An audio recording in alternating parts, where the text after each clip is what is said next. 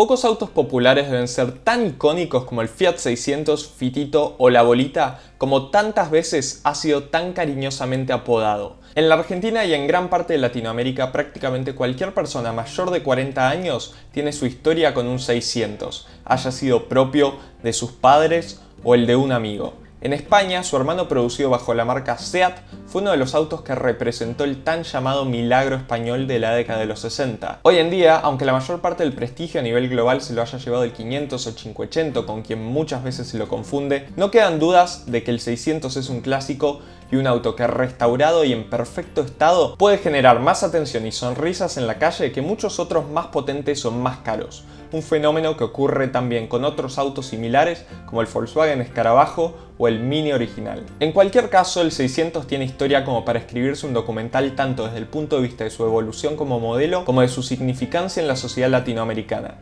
especialmente la Argentina de la época. Contrario a lo que uno podría pensar por el nombre, el 600 no fue en ningún momento sucesor del 500, salvo que técnicamente se considera el Topolino como un 500, algo que es cierto, pero nos desvía del tema porque claramente no es un Topolino lo primero que uno tiene en mente cuando piensa en un 500 o 500, sino más bien esto. De cualquier forma, el Fiat 600, presentado en Ginebra en 1955, llamado Proyecto 100, fue diseñado por Dante Giacosa, también creador del 500, concebido originalmente para reemplazar al tan querido Fiat Topolino, un auto icónico del esfuerzo de recuperación de Europa luego de la Segunda Guerra Mundial.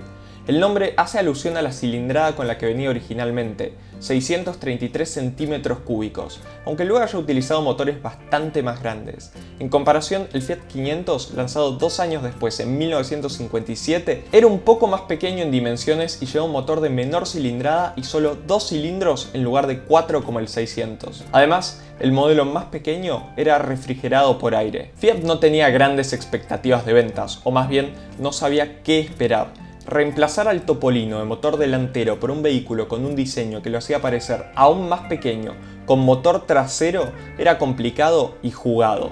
Estaba claro que se apuntaba al mismo mercado que tanto éxito le había dado el Volkswagen Escarabajo, pero esta vez con un vehículo que fuese aún más pequeño y tuviera motor refrigerado por agua en lugar de aire. Este público era por lo general un público joven que buscaba un primer auto económico o en aquel momento el público femenino. Si hay algo que logró hacer bien el 600 fue justamente capturar la atención de este público joven, con un comportamiento ágil, precio accesible y una mecánica relativamente simple y confiable, más allá de los conocidos problemas de temperatura que tenía el 600. En defensa de este problema, los dueños más fanáticos generalmente alegan que un 600 solo levanta temperatura si el dueño no toma ciertos recaudos. Con el público italiano capturado bajo la marca Fiat, el español bajo la marca SEAT, el alemán bajo la marca NSU y hasta el yugoslavo bajo la marca Zastava, había llegado la hora de desembarcar en la Argentina para darle comienzo a un nuevo capítulo de esta historia. Fiat quería un modelo económico para producir en masa en nuestro país, por lo que barajó las posibilidades de producir tanto el 500 como el 600. El 500 podría venderse a un precio más económico, pero debido a la extensión y distancias que suelen manejarse en nuestro país, se terminó decantando por el modelo con un poco más de espacio y potencia. Por ejemplo, ir de una punta a la otra Argentina implica recorrer más distancia que ir desde Madrid hasta Moscú. En retrospectiva fue una sabia decisión, ya que el 600 terminó siendo el único auto de muchas familias, usándose para hacer incontables kilómetros en nuestras rutas. Así, hace poco más de 60 años, el 8 de abril de 1960, el primer Fiat 600, una unidad de color gris, salió de la fábrica que hoy le pertenece a Peugeot Citroën en la localidad del Palomar, en provincia de Buenos Aires. Aquellos primeros 600 eran prácticamente idénticos a los que salieron de la fábrica de Turín en 1955, con sus puertas suicidas, es decir, que se abren en sentido contrario a las puertas convencionales, y su motor de 633 centímetros cúbicos. De hecho, los primeros 600 se armaban con piezas italianas hasta que recién en 1962 fueron totalmente producidos con piezas nacionales. Con unos aceptables para la época 28 caballos, 7 más que la versión europea, el 600, al menos para aquellos que lo dejaban completamente de fábrica, no ganaba carreras, pero tampoco era lento en ciudad.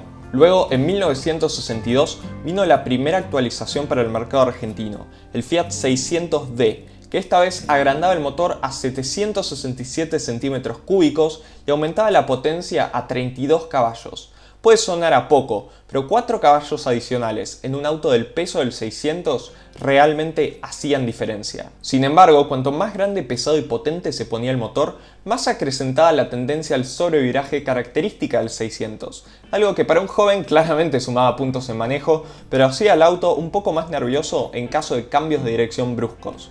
Al Fiat 600D lo sucedió el 600e en 1965. La mecánica siguió siendo la misma, pero el auto recibió algunas modificaciones estéticas. Lo más importante fue la pérdida de las puertas suicidas, reemplazadas por unas más incómodas pero mucho más seguras puertas al estilo convencional. En 1970 llegó el 600R, con 36 caballos de fuerza y algunos cambios estéticos adicionales. Para 1977, el 600 ya estaba quedando viejo luego de haber pasado 22 años desde su presentación en Italia y 17 desde su comienzo de producción en el país. Por esto, se decidió lanzar su serie final, la 600S, que aumentaba la cilindrada a 843 centímetros cúbicos, pero bajaba la compresión para mantener la misma potencia, 36 caballos. Lamentablemente, el 600S fue en muchos sentidos una versión aún más abaratada y de menor calidad que los anteriores 600. Por ejemplo, se recortaron las defensas voluminosas que tenían los paragolpes, se cambiaron las llantas, las bases de los faros y la parrilla.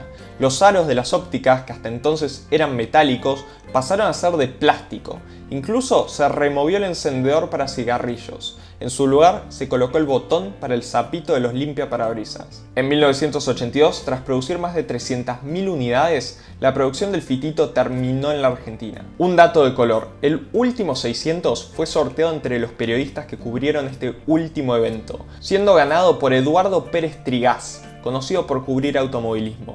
Como detalle, contaba con una franja sobre su pintura celeste que indicaba que era la unidad número 300.000. Se dice que su familia aún lo conserva en estado impoluto, pero esta unidad nunca fue vista de nuevo. El mercado latinoamericano fue de los últimos en continuar con la producción del 600. Solo siguió en el mercado yugoslavo, bajo la marca Zastava, que lo produjo hasta 1985.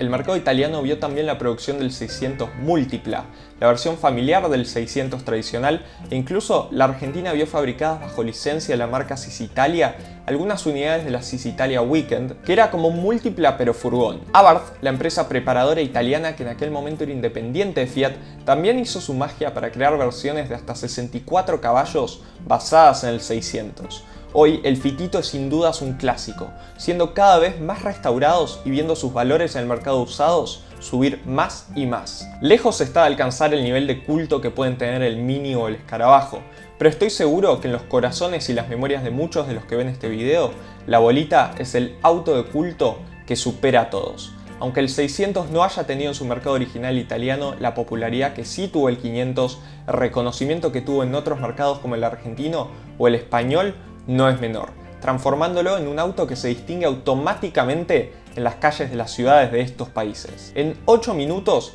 no se puede contar todo. Así que, por favor, si sabes algún dato curioso sobre el Fiat 600 que no esté mencionado en el video, déjalo en los comentarios.